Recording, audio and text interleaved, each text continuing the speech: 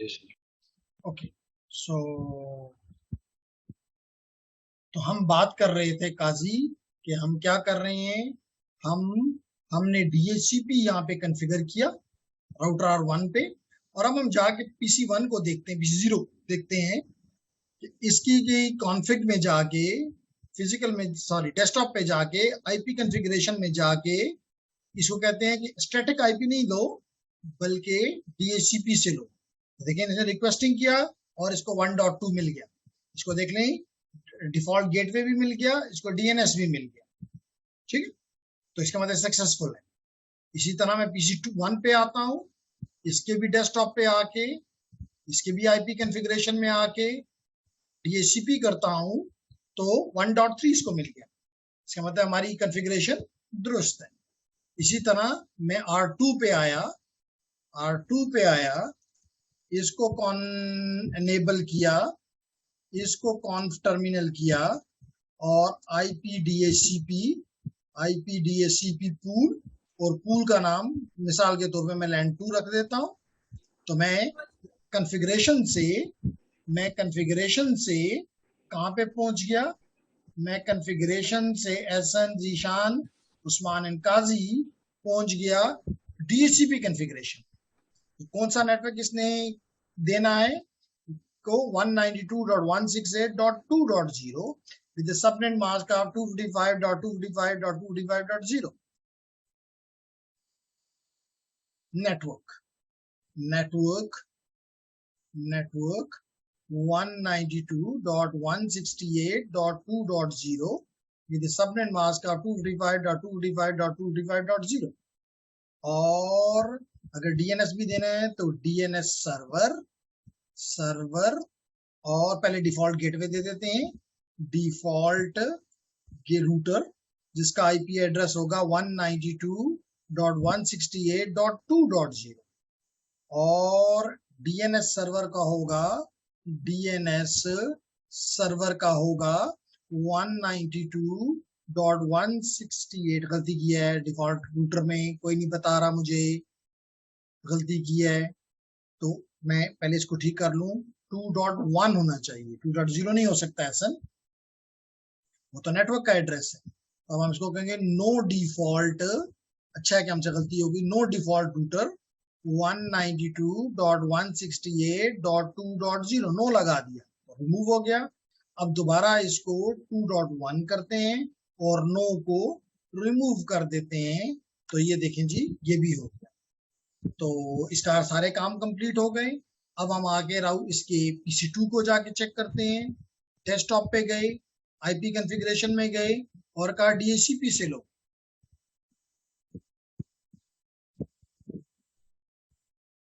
नहीं हुआ, अपीपा है, इसका मतलब कोई गलती है, इसका मतलब है कि वो गलती है, इसको अपीपा मिला है, अपीपा नहीं होना चाहिए। तो दोबारा मैं जाता हूँ उसके पास और इसको कहता हूँ एग्जिट करता हूँ, एंड करता हूँ, एंड करने के बाद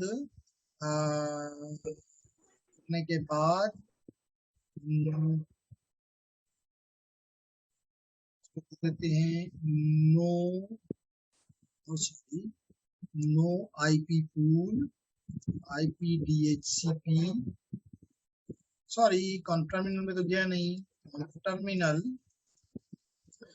अब यहाँ पे इसको कहते हैं no IP pool, no IP pool, IP DHCP, IP DHCP pool line 2 का था, लाइन 2 ये खत्म। अब हम इसको डू शो करके चेक कर लेते हैं, do show running configuration, running, तो चेक कर लेते हैं कि क्या स्टेटस है। सीरियल इंटरफेसेस वर्किंग है और कोई डीएचसीपी नहीं, नो कोई डीएचसीपी। अब हम इसको देते हैं आईपीडीएचसीपी पूल, आईपीडीएचसीपी पूल लैन 2, लैन 2, ये डीएचसीपी पूल में हम आ गए। अब हम इसको देते हैं network 192.168.2.0 with the subnet mask of 255.255.255.0. ठीक है काजी, इंटर कर दिया। अब आप इसको देते हैं डिफॉल्ट रूटर और इसका होगा 192.168.2.1, ठीक है ना। इंटरफेस का होगा ना मोशन, तो 2.1, तो ये हमने इसको डिफॉल्ट रूटर भी दे दिया। उसके बाद डिफॉल्ट रूटर के बाद हम इसको डीएनएस सर्वर भी दे देते हैं, तो डीएनएस सर्वर और उसका भी आईपी यही दे देते हैं 168.2.1, तो ये भी हो गया। अब हम करते हैं डू शो रनिंग कन्फिग, तो चेक कर देखिए, ये आपको डीएचसीपी नजर आ गया कि 2.0 राउट डिफॉल्ट रूटर ये डीएनएस ये, ठीक है। तो हम जो चाह रहे थे वो हो गया। अब हम चेक करते हैं कि हमारे आईपी किसको भी मिल रहा है कि नहीं मिल रहा, सिर्फ हम ऐसी खुशियां मना रहे हैं। तो देखें कि इसको स्टैटिक करते हैं, दोबारा डीएचसीपी देते हैं, तो 2 डॉट समथिंग आ जाना चाहिए।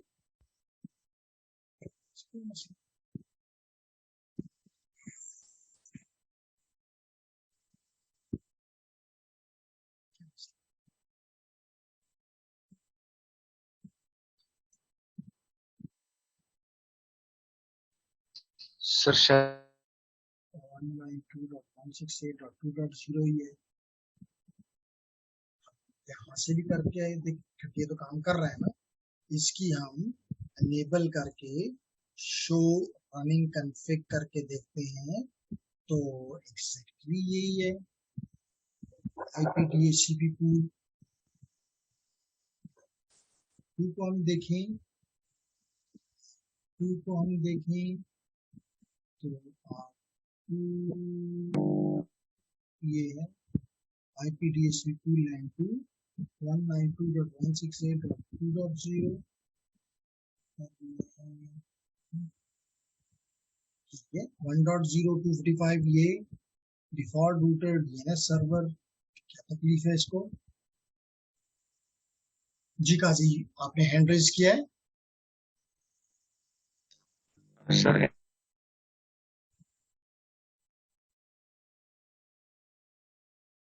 काजी की आवाज मेरे तक नहीं पहुंच रही। 192.168.2.0 255 बिल्कुल ठीक, रूटर भी ठीक, डीएनएस सर्वर भी ठीक, क्यों नहीं इसको मिल रहा? कहता है कि sir I think interface is down. हाँ मे बी चेक कर लेते हैं, इंटरफेस भी चेक कर लेते हैं। राउटर R2 है, इसको भी चेक कर लेते हैं, इसको एग्जिट कर जाते हैं। शटडाउन मैंने नहीं किया था, नो शटडाउन, चेक कर लेते हैं जी। तो इसको हम कर देते हैं do show IP interface brief, तो फास्ट इथरनेट अनसाइन दे रहा है। ओह यस, इसको आईपी नहीं दिया हुआ, फास्ट इथरनेट को आईपी नहीं दिया हुआ, हम आईपी नहीं दिया हुआ, तो पहले तो इसको आईपी देते हैं ना। तो हम आते हैं अब इंटरफेस फास्ट इथरनेट 0/0 पे, और इसको आईपी देते हैं, IP address 192.168.2.0 with subnet mask of 255.255.0, शाबाश। और नो शट कर देते हैं इसको, तो जो इसको नो शट किया तो मेरा ये देखिए अब ग्रीन होना शुरू हो गया है, इसका मतलब ये इंटरफेस काम करना शुरू हो गई है। अब मैं आके देखता हूँ PC2 को क्या हालत बन रही है। PC2 के आगे आईपी कॉन्फ़िगरेशन में जाके स्टैटिक पहले करता हूँ और फिर कहता हूँ डीएचसीपी से लो।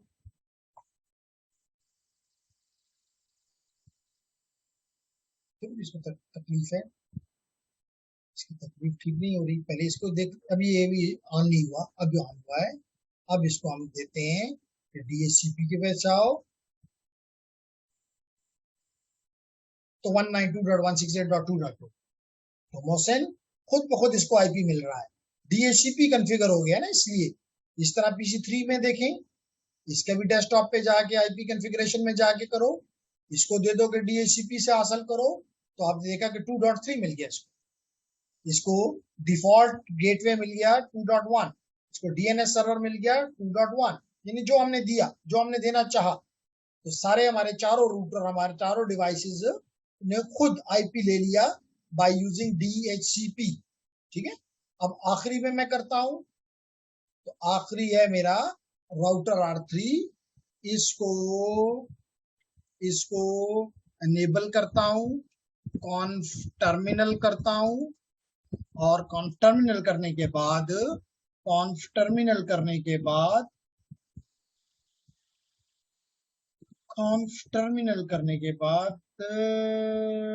क्या करता हूं कि आईपी DHCP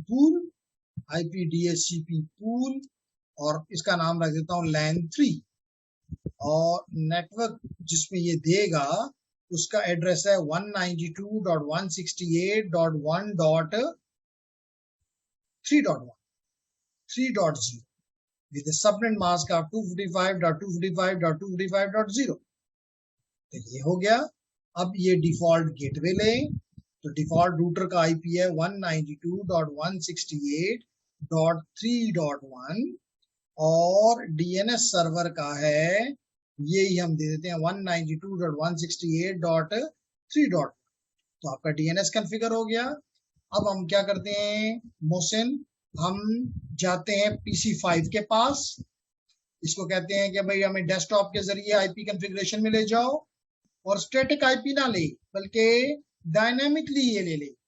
तो आप देख रहे हैं कि इसको 3.2 मिल गया, इसको सबनेट मास्क 255.255 जो हमने कहा, इसको DNS मिल गया 2.1, इसको गेटवे मिल गया 3.1, sorry not 2.1, it should be 3.1। तो इसका मतलब सबको आईपीज माशाल्लाह मिल गए। अब मैं आता हूं जी, मेरा जो टॉपिक है वो बेसिकली ये है IGRP रूटिंग प्रोटोकॉल। अभी तक सिर्फ मैं उसके लिए टोपोलॉजी बना रहा था। अब एक चीज आपको बताता चलूं कि अगर राउटर R1 पे मैं गया और चेक करो लेडीज एंड जेंटलमैन कि इसके पास कोई राउटिंग टेबल है, ऐसे चेक करते हैं इसके पास कोई राउटिंग टेबल है, तो कमांड है आपको पता है शो आईपी रूट। तो आप देख सकते हैं इसके पास सिर्फ 2 रूट्स हैं, R1 के पास 2 रूट्स हैं। कितने रूट्स हैं? 2 रूट्स हैं। 2 कौन कौन से रूट्स हैं? एक 1.1 और एक 4.1। क्यों? क्योंकि आप देख सकते हो स्क्रीन के ऊपर कि इसके R1 के साथ जी ये डायरेक्टली कनेक्टेड है। R1 के साथ डायरेक्टली जो नेटवर्क्स हैं, एक है 1.0 और एक है 4.0। इसी तरह, लेकिन मिसाल के तौर पे इसका मतलब है कि अगर मैं 2.0 नेटवर्क पे जाऊं तो ये राउटर मुझे ले जाने की सलाहियत नहीं रखता,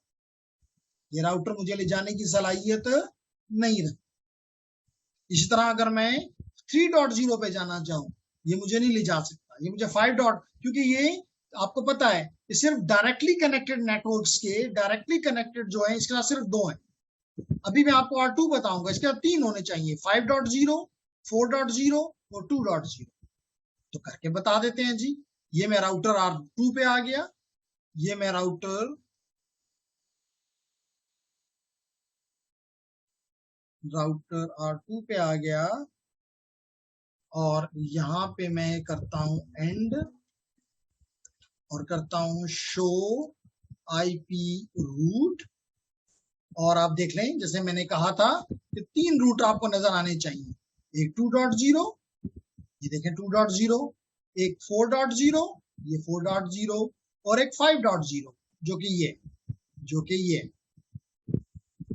इसका मतलब है कि ये नेटवर्क, ये राउटर इवन 1.0 को भी नहीं जानता, ये राउटर 3.0 को भी नहीं जानता, क्योंकि यहाँ पे आपको नजर आ रहा है कि 5 नेटवर्क्स हैं, 3 ये आपको नीचे नजर आ रहे हैं और 2 आपको सीरियल इंटरफेसेस नजर आ रहे हैं। 5 नेटवर्क्स, 3 की इंफॉर्मेशन इसके पास है, 2 की नहीं। इसी तरह अगर मैं राउटर R1 में आपको दिखाऊं, राउटर R3 में दिखाऊं, एंड करता हूं और शो आईपी रूट करता हूं, तो देख लो जैसे हमने सोचा था वही वैसा ही है। एक इसके बाद 3.0 है जो कि ये नेटवर्क है, और एक इसका 5.0 है, डायरेक्टली कनेक्टेड नेटवर्क है मोशन। इसका मतलब है कि ये राउट इस डिवाइस नेटवर्क में लेट करें लैन 3 जिसको मैंने कहा हुआ है, जिसमें मेरा कर्सर है इस वक्त घूम रहा है, इससे मैं इस नेटवर्क तक नहीं जा सकता, इस नेटवर्क तक नहीं जा सकता क्योंकि राउटिंग नहीं है। तो हमारा आज का टॉपिक है कि हम EIGRP करना चाहते हैं। क्या करना चाहते हैं? EIGRP।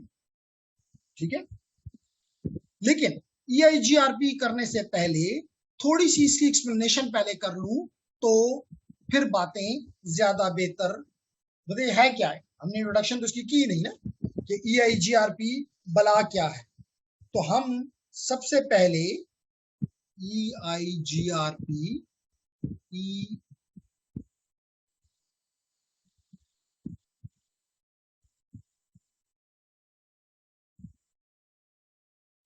क्या बात है, कभी कभी इसमें मसला पड़ जाता है।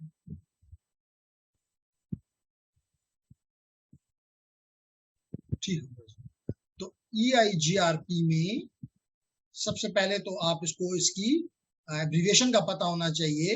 इट इज इनहेंस्ड सॉरी ये है, तो इसको भी रब कर लूं, इसको भी कर लूं और इसको भी कर लूं।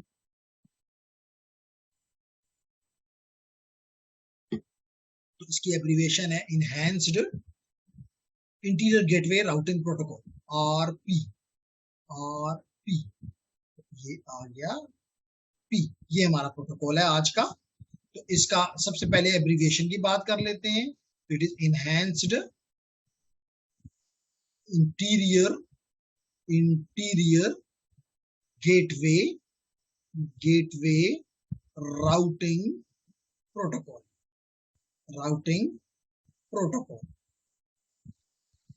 तो आप में से मोशन आप बताएंगे कि इस प्रोटोकॉल को इंटीरियर गेटवे प्रोटोकॉल क्यों कहते हैं? सर ये इंटीरियर मतलब ये एक ही नेटवर्क में काम कर सकता है सर। बिल्कुल, ये एक ही कंपनी के एक ही ऑटोनोमस सिस्टम में कह लें, ये एक ही कंपनी का जो इंटरनल नेटवर्क होता है उसमें राउटिंग इंफॉर्मेशन को डिसिपेट करने के लिए इस्तेमाल होता है। ठीक है, क्योंकि हमने इससे पहले कल हमने किया था, अगर आपको याद हो रिप, उससे पहले हमने किया था OSPF। ये तीनों के तीनों इंटीरियर गेटवे प्रोटोकॉल। ठीक है, तो हम आज ये कर रहे हैं। तो हमने इसके सबसे पहला काम नंबर 2 आपको हमने बताया कि अगर हमने OSPF जब किया था तो हमने कहा था लिंक स्टेट है, हमने कहा था कि रिप जो है वो डिस्टेंस वेक्टर है। तो याद रखें इसको कहते हैं, ये advanced distance vector routing protocol है। Advanced distance vector routing protocol है, या आप सिंपली ये कह सकते हैं कि ये प्रोटोकॉल हाइब्रिड है, यानी ये डिस्टेंस को भी इस्तेमाल करता है, और ये लिंक स्टेट को भी इस्तेमाल करता है, जो कि अभी आप देखेंगे। अगर अभी नहीं देखेंगे तो कल देखेंगे। तो इस वजह से हम ये कहते हैं कि ये कौन सा प्रोटोकॉल है, ये हाइब्रिड प्रोटोकॉल। ठीक है, इसके अलावा आपको बताता चलूं कि इनिशियली इसका नाम जो था, ये उसका मतलब बाद वाला प्रोटोकॉल है EIGRP, इसका नाम था IGRP। इनिशियली पहले इसका नाम क्या था? IGRP, यानी जिसका मतलब था इंटीरियर गेटवे राउटिंग प्रोटोकॉल, और ये प्रोटोकॉल सिस्को का प्रोप्राइटरी था। सिस्को का प्रोप्राइटरी प्रोटोकॉल था। प्रोप्राइटरी तो समझते हैं ना, कोई है जो जिसको ना समझ आती है प्रोप्राइटरी टर्म की? जी काजी, व्हाट मीन बाय प्रोप्राइटरी? यानी कहने का मकसद ये है, काजी जी बोले। सर एक तरह से जैसे मैं आपको चलो एग्जांपल देता हूं तो आपको हमेशा याद रहेगा, विंडोज माइक्रोसॉफ्ट का प्रोप्राइटरी ऑपरेटिंग सिस्टम है, लेकिन लिनक्स ओपन है। दोनों में फर्क समझ आई? देखिए ये सिस्को का प्रोटोकॉल था और किसी कंपनी को इस्तेमाल करने की इजाजत नहीं थी, इन अदर वर्ड, या वो उसमें कोई तब्दीली नहीं कर सकते थे। इस वजह से आफ्टर 2013 सिस्को ने इसको ओपन कर दिया, ओपन स्टैंडर्ड बना दिया, यानी अपनी मलकियत इसमें से खत्म कर दी और नाम रख दिया इसका enhance interior gateway routing protocol. यहां तक भी बात क्लियर हो गई होगी? Yes sir. Okay nice. इसी तरह अगर कल आपने देखा हो तो मैंने कहा था कि रिप के दो वर्जन हैं, एक रिप वर्जन 1 और एक वर्जन 2। वर्जन 1 के लिए मैंने कहा था कि ये क्लासफुल है, ये क्लासफुल है, जबकि वर्जन 2 जो था वो मैंने कहा था वो क्लासलेस है।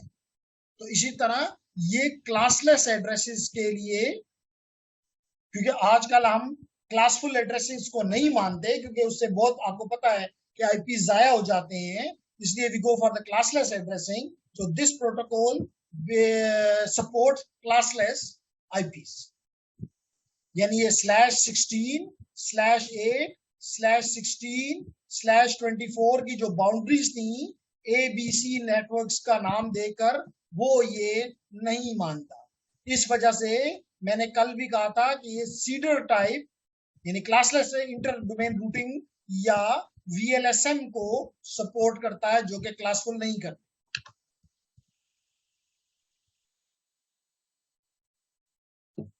जो कि क्लासफुल नहीं करते, तो ये भी एक इसकी खूबी हो गई। नेक्स्ट चीज, नेक्स्ट ये पॉइंट है कि जो आईजीआरपी के फीचर्स थे वो सब के सब ये आईजीआरपी में मौजूद है, क्योंकि उसका ही कह लें कि इनहैंस्ड या एडवांस्ड वर्जन है, तो ये पॉइंट भी आप कह सकते हैं। नेक्स्ट, कल हमने कहा था कि रिप जो है ये मैक्सिमम नंबर ऑफ हॉप्स कितनी तक जा सकता है? 15। क्यों, ऐसा याद है ना? कल हमने कहा था कि रिप जो है वो 15 हॉप्स तक जा सकता है, जबकि ये इसके लिए जो EIGRP में हॉप लिमिट है वो 255 है। although by default 100 आपको मिलेगा, लेकिन it can be extended up to 255। Default value जो है वो 100 है, डिफॉल्ट वैल्यू जो है वो 100 है, लेकिन it can be configure to up to 255। तो इसका मतलब है कि एक रिस्ट्रिक्शन हमें नजर आ रही थी, इसकी इस 15 की कल की वैल्यू से, इसकी 15 वैल्यू से हमें कमी, ये छोटे नेटवर्क्स में काम कर सकता है। ये 255 की बड़ी वैल्यू हमें इस तरफ इशारा कर रही है कि बड़े नेटवर्क्स में ये वैल्यू ले सकता है। बात समझ आ रही है?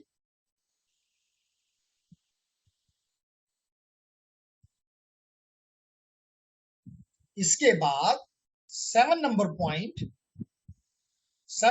पॉइंट ये है कि इसकी AD value, administrative distance value, जैसे कल भी मैंने बताया था कि अगर आपका, बल्कि अभी भी जो हमारे पास रूट अभी हमें नजर भी आए तो इसमें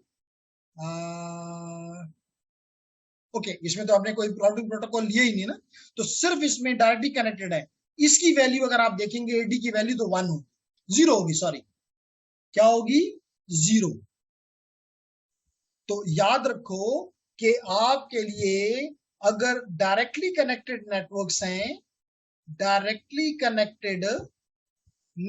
हैं तो in the routing table you will find the AD value equal to 0। Number 2, you can give the static values, static roots to definite to non-directly connected, जो डायरेक्टली कनेक्टेड नहीं है, आप उनके लिए चाहें तो स्टैटिक रूट्स दे सकते हैं, and in this case the value of the AD value will be 1. Then ladies and gentlemen, what will be the next point? The next point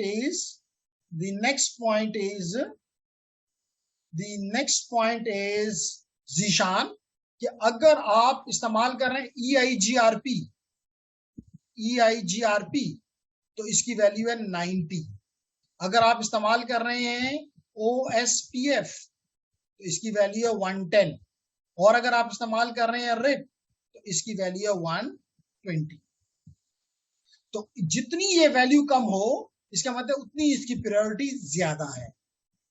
यानी कि एक रूट अगर आपने डायरेक्टली कनेक्टेड दिया है और डायरेक्टली कनेक्टेड है, खुद उसने ले लिया है, उसकी AD वैल्यू 0 है, that is the first priority which will be used in the routing table. इसका मतलब RIP सबसे कमजोर है इस केस में और ये डिफॉल्ट वैल्यूज हैं, आप इसको चेंज नहीं कर सकते। तो यहां से पता चलता है कि ये 90 की वैल्यू, ये तो दोनों लाजमी तौर पे स्टैटिक और डायरेक्टली कनेक्टेड है। ये देखो तो इसकी वैल्यू काफी छोटी है as compared to the others. तो इसका मतलब है कि अगर एक ऑटोनोमस सिस्टम के अंदर आपका RIP भी हो और आपका EIGRP भी कॉन्फ़िगर्ड हो, तो EIGRP के रूट जो होंगे वो आपके राउटिंग टेबल में आएंगे, उसको इस्तेमाल किया जाएगा, उसको बेटर पाथ समझा जाएगा। क्यों?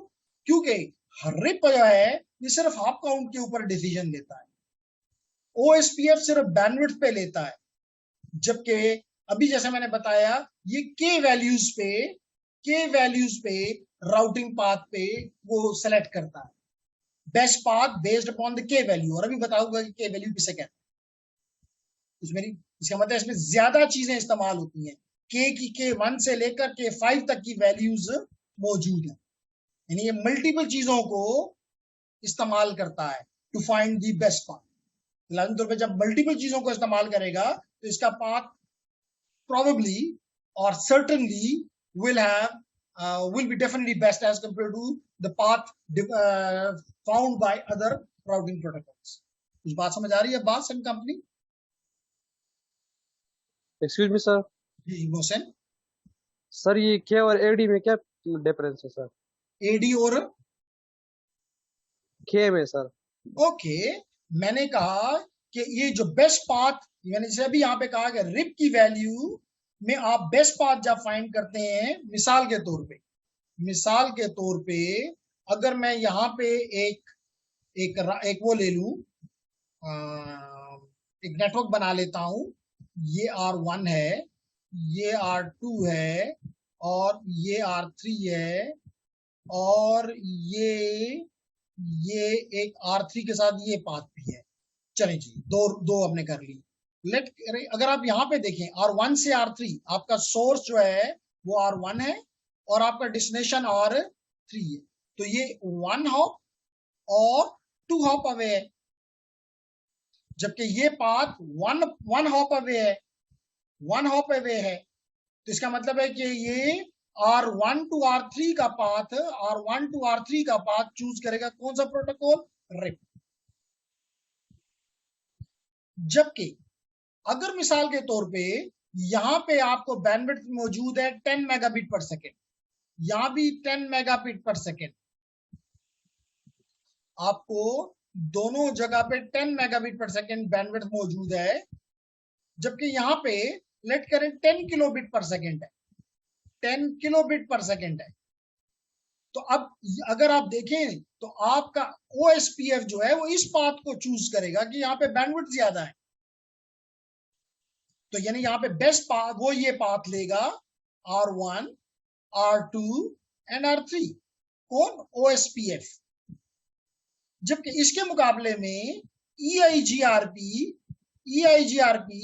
मल्टीपल चीजों को, यानी बैंडविड्थ को भी, डिले को भी, लोड को भी, मल्टीपल चीजों को इस्तेमाल करेगा और इन वैल्यूज को हम कहते हैं के वैल्यूज। तो it find the best path by using the K values. अब बात समझ आई मोहसिन?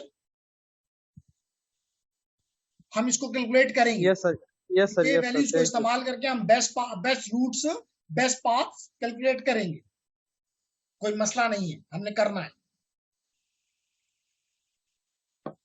ओके, तो आगे बढ़ते हैं। तो ये हो गया इसका 7 पॉइंट, ठीक है। नंबर 8 पॉइंट क्या है कि लाजमी तौर पे इसने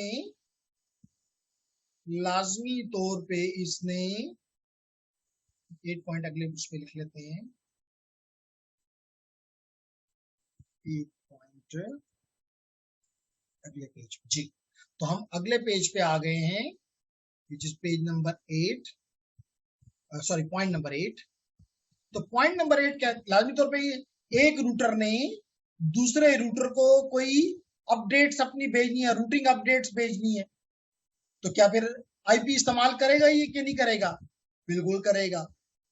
तो ये मल्टीकास्ट एड्रेस इस्तेमाल करता है EIGRP, जो कि है 224.0.0.10, जबकि हमने कल देखा था कि रिप करता था .9, 224.0.0.9।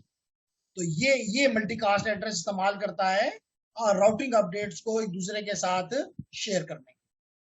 बात समझ आ रही है?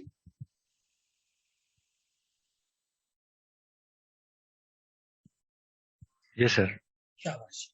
9 पॉइंट ये है कि आप आगे जाके देखेंगे कि ये लूप फ्री है, ये लूप फ्री है। लूप फ्री जैसे अगर आपको याद हो, हमने बात की थी जब switching routing and wireless essential के कोर्स की, तो मैंने आपसे बात की थी कि वहां पे हमने स्पैनिंग ट्री एल्गोरिथम इस्तेमाल किया था कि लूप्स ना बने, क्योंकि लूप्स में अगर कोई ट्रैफिक फंस जाती है तो it will be wasting your bandwidth.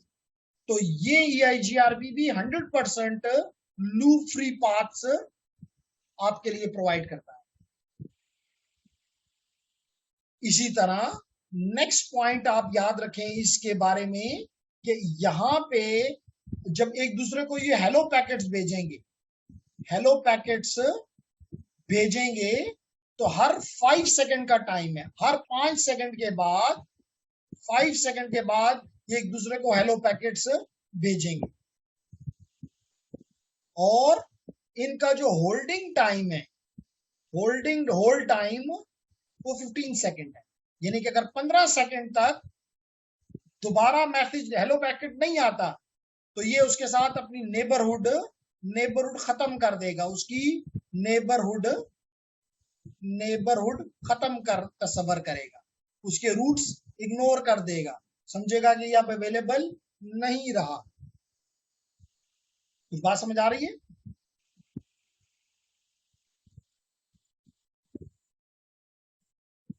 Number 12 point ये है, नंबर 12 पॉइंट ये है कि ये इक्वल कॉस्ट बैलेंसिंग को, इक्वल कॉस्ट बैलेंसिंग को सपोर्ट करता है।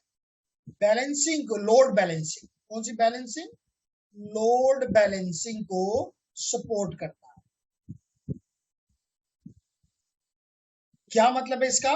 कि अगर दो रूट्स एक ही कास्ट हो, दोनों की दो पाथ आपने कैलकुलेट किए, दोनों की कॉस्ट सेम है, यानी इक्वल कॉस्ट है। मिसाल के तौर पे अगर ये मेरा राउटर R1 सोर्स है, ये लेट करें R2 के साथ कनेक्टेड है, R2 R3 के साथ कनेक्टेड है, इसी तरह R3 R4 है, ये भी यहाँ कनेक्टेड है। एज्यूम कर लेते हैं कि इसकी जो, इस रूट की जो कॉस्ट है वो 20 है, इस रूट की भी कॉस्ट 20 है, यानी ये दोनों इक्वल कॉस्ट पाथ है, तो ये दोनों पे ट्रैफिक को भेजेगा, इसको भी इस्तेमाल करेगा, इसको भी करेगा। That phenomenon is called load balancing. नहीं बात समझ आ रही मोहसिन?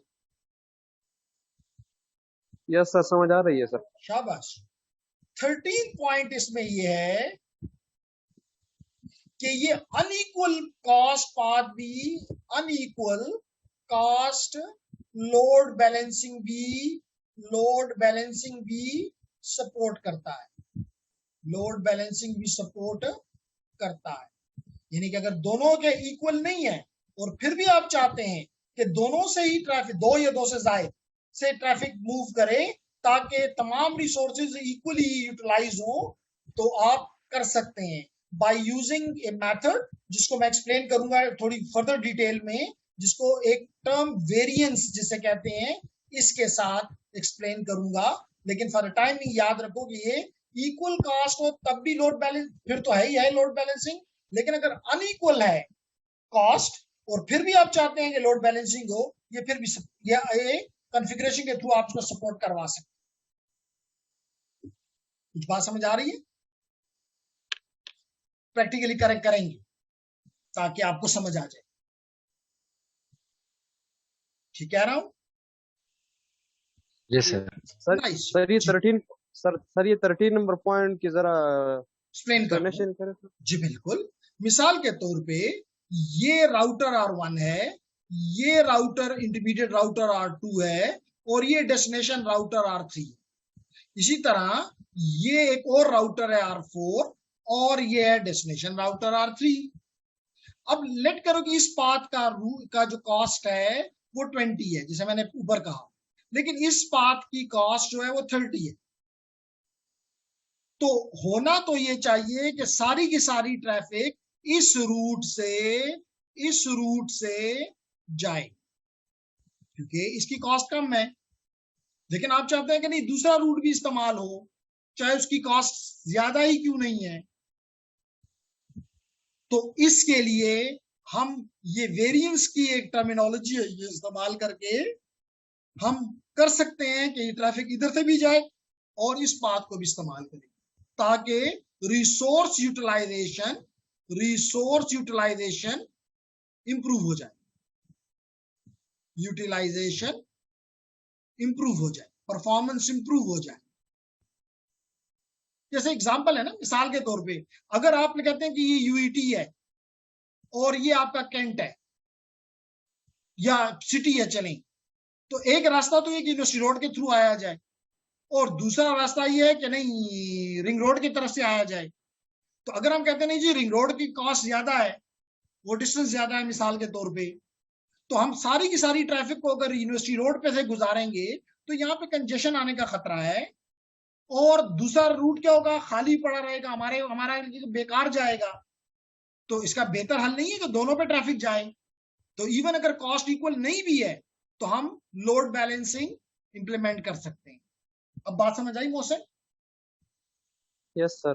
नाइस। आखिरी पॉइंट, उसके बाद में 1 मिनट रहता है, ये पता नहीं क्यों हमें तंग करता है हमारा जूम। 14 पॉइंट ये है कि ये जो बेस्ट पाथ फाइंड करने का जो मेथड है इसका नाम है डुअल, DUAL, जिसको कहते हैं diffusing DIFFUSING diffusing update algorithm. तो ये वाला एल्गोरिथम ये इस्तेमाल करके बेस्ट पाथ फाइंड करता है। फर्दर एक्सप्लेनेशन बाद में करूं। तो मेरी बात कुछ हद तक समझ आ गई? Yes sir. जी तो जेंटलमैन, क्योंकि टाइम कम है, मैं कोशिश करता हूं कि जल्दी से, लेकिन मुझे दूसरा स्टेप लेना पड़ेगा, 1 मिनट में नहीं हो सकता, दूसरा स्टेप लूंगा, नॉट एन इशू। तो मैं इतनी देर में R1 में चला जाता हूं और R1 में SN जो ये स्टार्ट होगा। Okay, ladies and gentlemen, so we are configuring now EIGRP on these three routers, R1, R2 and R3. R1, R2 and R3. So how we will be doing? First I am showing you the routing product, which are the two routes which are available, which are directly connected. As you can see the code, connected. C. So what is needed now, Kazi? I want to implement here EIGRP. So I go to the conf terminal. So I'm here and I use the command router. कल हमने क्या था, router rib. अब अगर मैं question mark लगाता हूं तो कहता है कि आप EIGRP भी दे सकते हो, राउटर EIGRP। तो मेरे कमांड हो जाएगी राउटर EIGRP। एक चीज और है, कल यहाँ पे सिर्फ ये देना पड़ता था राउटर EIGRP।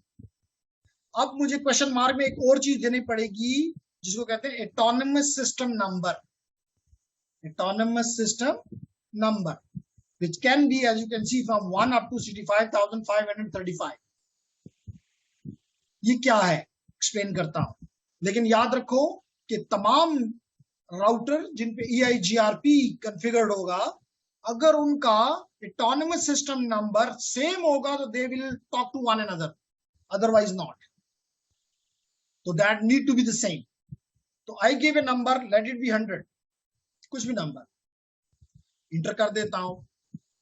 अब मुझे ये बताओ कि राउटर R1 ने कौन कौन से नेटवर्क को डिसिपेट कर भेज सकता है, बता सकता है. एक 1.0 और एक 4.0, ये दो है ना. इसमें ला करते हैं जी. नेटवर्क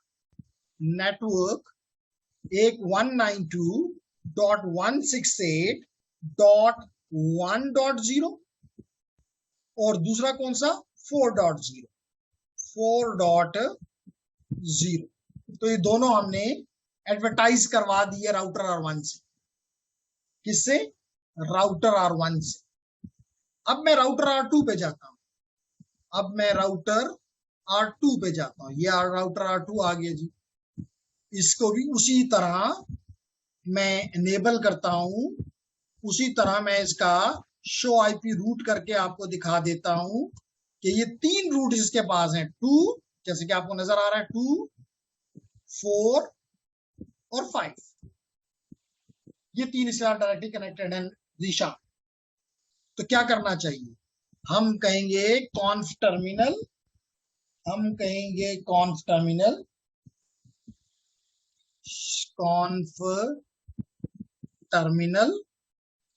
ये कह दिया.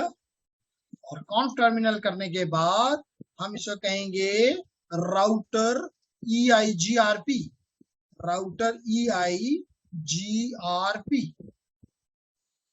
जी.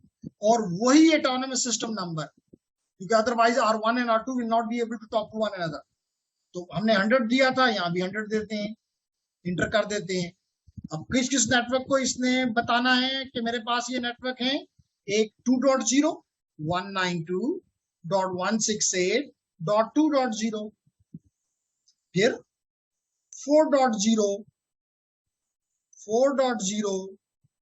तो देखें, जो ही मैंने 4.0 किया, 4.0 ये है. इसने कहा 4.1 और करके देखें तो ये कह रहा है कि 4.1 के साथ मेरी नेबरहुड बन गई है, मेरी दोस्ती बन गई है, जिसका ऑटोनमस सिस्टम नंबर क्या है? 100.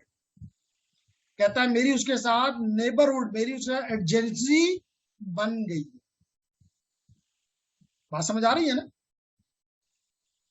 एडजेंसी क्या हो गई है? बन गई है. ओके.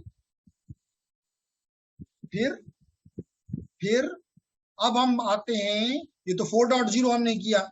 हमारा एक और रहता है 5.0, उसको भी कर देते हैं.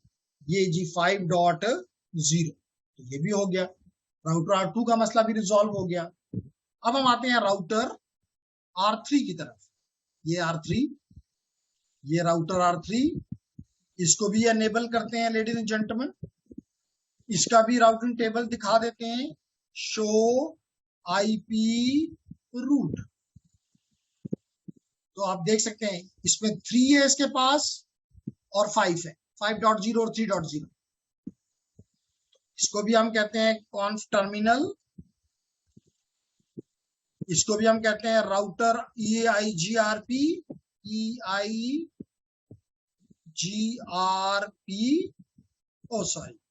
कह देता है इनकम्प्लीट कमांड, नंबर नहीं दिया, ऑटोनमस सिस्टम नंबर. तो ये भी दे दिया 100, वही इसने ले लिया. अब इसने कौन कौन से नेटवर्क्स को बताना है, एडवर्टाइज करना है? नेटवर्क 192.168.3.0 और 5.0. देखें, जो ही 5.0 दिया, इसने बता दिया कि मेरी 5.1 के साथ न्यू एजेंसी बन गई है, नेबरहुड बन गई है. और अगर मैं आपको एक और कमांड भी यहां पे दूं, शो IP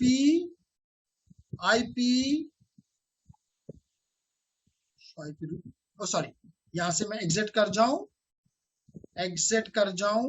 एंड कर जाऊं, बल्कि तो एंड करके मुख्तलिफ चीजें आपको बताता हूं एक तो देखें show IP root, show IP root. तो देखो थोड़ा गौर से, मैं राउटर R3 पे हूं। अब इसमें दो राउट से तीन, दो इसको पहले से पता थे राउटर R3 को। मैं इस वक्त हूँ राउटर R3 पे, इसको दो रूट्स पहले से पता थे, एक 3.0 का और एक 5.0 का, एक 3.0 का, एक 5.0 का। लेडीज एंड जेंटलमैन, अगर 3.0 और 5.0 के, अब इसको 1.0 भी पता है।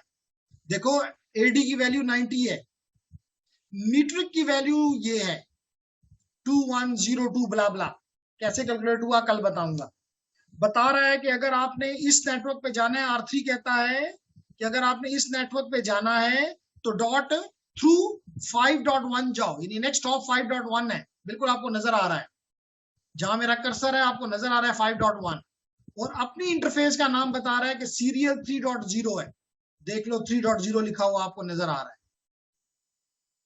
और डी क्या बता रहा है, डी बता रहा है कि ये रूट मैंने किससे लर्न किया है, EIGRP से, EIGRP से। इसी तरह ये दूसरा डी भी देख लो, 2.0, 2.0 दरमियानी नेटवर्क है, ये जी 2.0। ये भी बता रहा है लेडीज एंड जेंटलमैन कि आपने जाना है तो 5.1 के थ्रू और सीधे इंटरफेस 3.0। इसी तरह आखिरी रूट भी आपको बता रहा है कि 4.0 पे अगर आपने जाना है, जो कि ये नेटवर्क है R1 और R2 के दरमियान, तो उसकी भी देखें, सबकी एडी वैल्यू 90, मीट्रिक वैल्यू कैसे कल बात करेंगे, और कितनी देर से आपको ये रूट याद किया गया हुआ है, सारी चीजें हमें इसने बता दी। इसी तरह आप कमांड दे सकते हैं शो आईपी, कहा गया, show IP topology, show IP root के बाद टपोलॉजी। चले जी टपोलॉजी लिखता हूं, टपोलॉजी शो आईपी EIGRP और फिर टपोलॉजी होगा। बिल्कुल जी। तो शो आईपी EIGRP पहले टपोलॉजी, TOP टपोलॉजी। ठीक है, इसकी पूरी टपोलॉजी इसने हमें बता दी कि जी इसको 1.0 बताऊंगा, सक्सेसर किसे कहते हैं कल बताऊंगा, FD वैल्यू भी कल बताऊंगा, RD वैल्यू भी कल बताऊंगा। लेकिन फॉर टाइम बीइंग आप देख सकते हैं कि ये मुझे उसकी टपोलॉजी बता रहा है।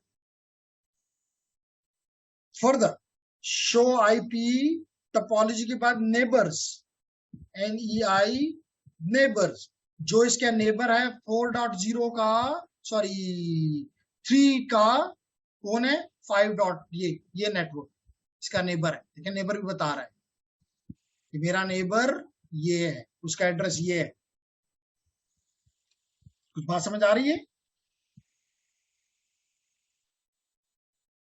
आखिरी काम, अगर मैं इस पीसी से कमांड प्रॉम्प्ट पे आके पिंग करवा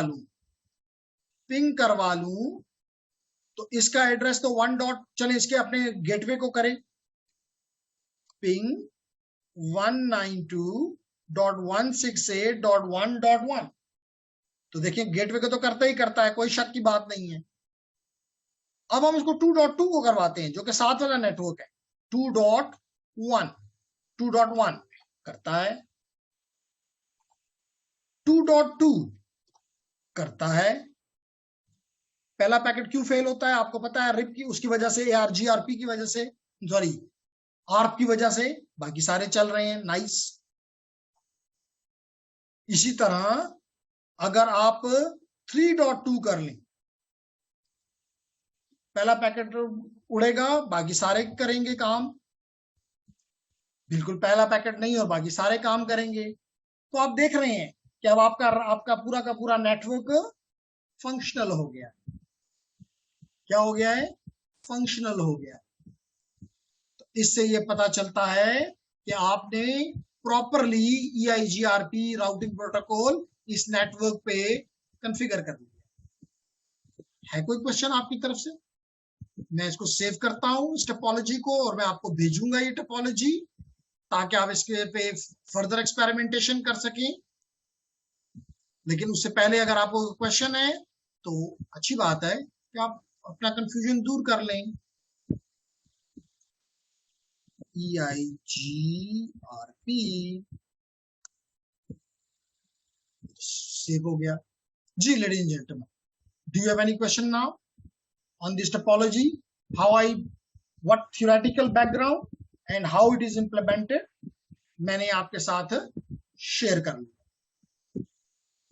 देखिए मिसाल तो पे R2 को देखते हैं, और देखिए यहाँ पे वो डुअल मैंने अभी लिखा था, डुअल, ठीक है, डुअल यहाँ पे आ रहा है, कल एक्सप्लेन करूंगा कि क्या है ये डुअल।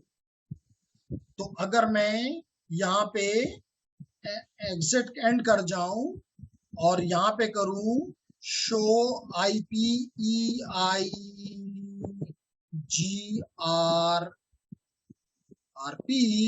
नेबर्स, तो देखें इसके दो नेबर्स हैं, एक 4.1 और एक 5.2। नेबर्स की इंफॉर्मेशन, टोपोलॉजी की इंफॉर्मेशन, अगर टोपोलॉजी दे दें तो टोपोलॉजी की इंफॉर्मेशन, अगर इंटरफेसेस दे दें तो मुख्तलिफ चीजें आप चेक कर सकते। जी gentleman, is there any question from you, any one of you? Mohsin, Ehsan, दीशान?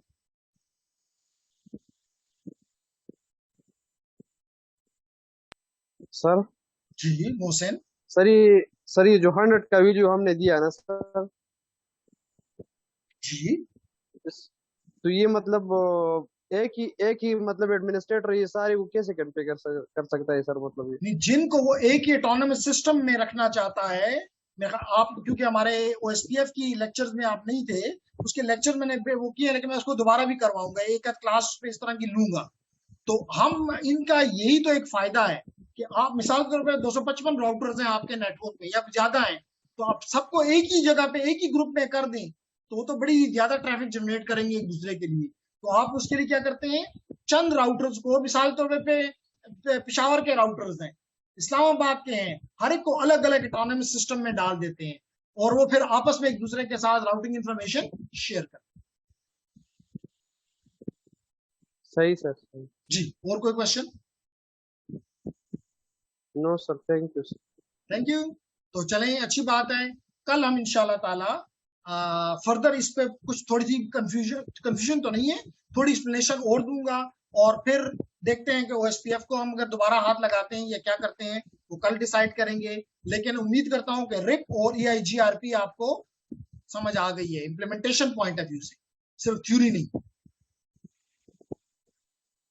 Clear है एवरीथिंग? Yes sir. चलें हम रिकॉर्डिंग को स्टॉप कर देते हैं।